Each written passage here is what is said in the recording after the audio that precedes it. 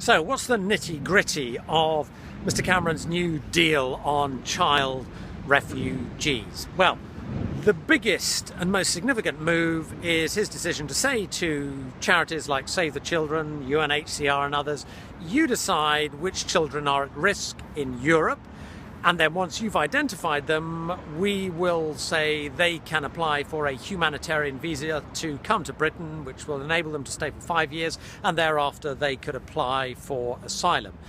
The second element is to beef up the existing scheme whereby child refugees, if they've got a family member living in the UK, can also apply to come here.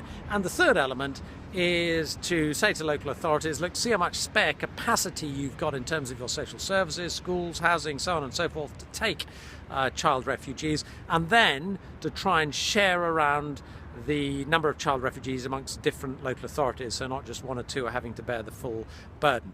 But the key question, which we still don't have an answer to, is how will this work in practice, and crucially, what will it mean in terms of numbers? Now, the charities are hugely excited. They believe it could lead to thousands of children, and not just Syrian children, now being able to come to the UK. So they think this is a big win.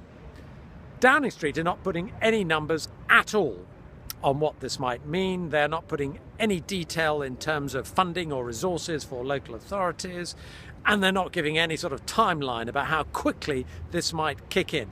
So where we are is with a scheme which has won widespread backing from Mr. Cameron's critics and indeed the charities, but which seems to me is going to hinge on delivery, detail and numbers, none of which we have.